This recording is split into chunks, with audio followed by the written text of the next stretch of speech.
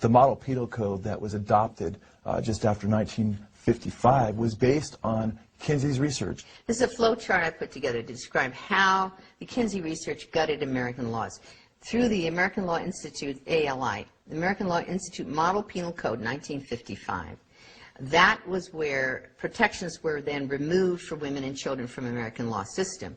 The U.S. justice system from 1948 to today, that's what this is about.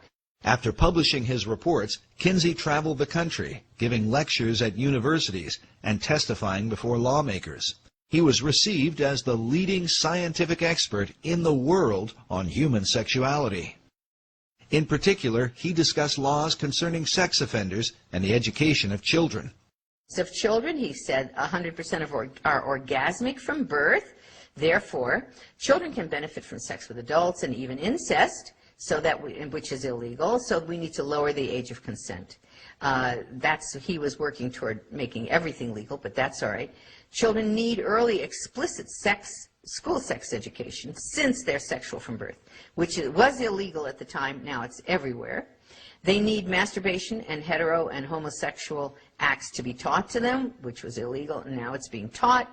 And about parole, Kinsey said that sex offenders rarely repeat sex crimes. Therefore, all sex offenders should be paroled, which is exactly what started to take place. Part of Kinsey's defense of pedophiles was that children were not really harmed by sexual contact with adults. Therefore, it made no sense to incarcerate pedophiles for lengthy prison terms. 1950, Rockefeller funded the American Law Institute Model Penal Code. 1952, a Harvard Law Review called for a code to change our sex laws in accordance with what Kinsey had objectively found.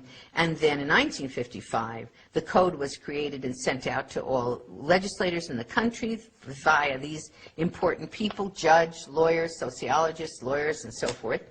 And from there, that went, the ALI model, the sex offenses section, sent to states all over the country, adopted all or in part beginning in 1956 here and moving on to Illinois, to Minnesota and so forth, and all other states of the Union.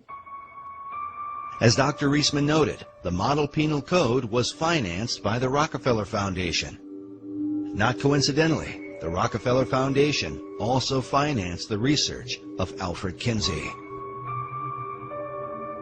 In the 1950s, a congressional committee was formed under Congressman B. Carroll Reese to investigate the influence of the large tax-exempt foundations, including Rockefeller.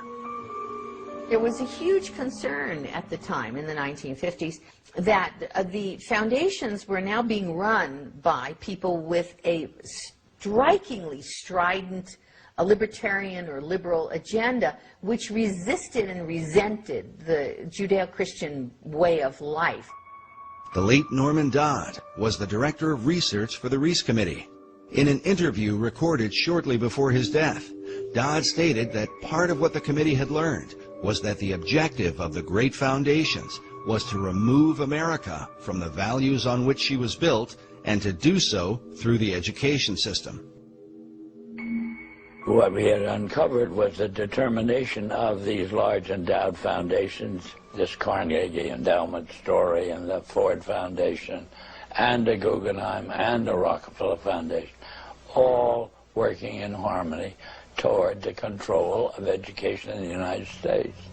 Dodd's testimony becomes an important issue when considering the direct impact of Kinsey's research on sex education in America.